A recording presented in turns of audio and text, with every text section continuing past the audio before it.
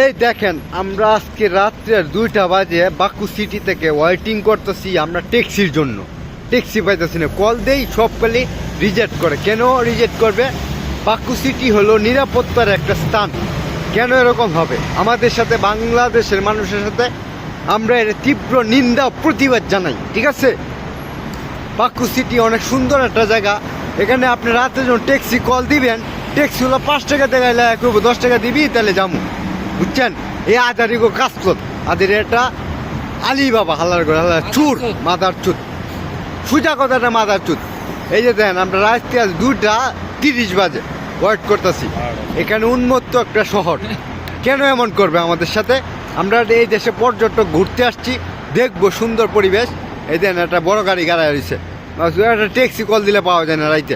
ঘটনা কি এটা সত্য এবং তীব্র প্রতিবাদ জানায়। আজারবাইজানে আমাদের জন্য এই জন্য যেন না হয়, ঠিক আছে?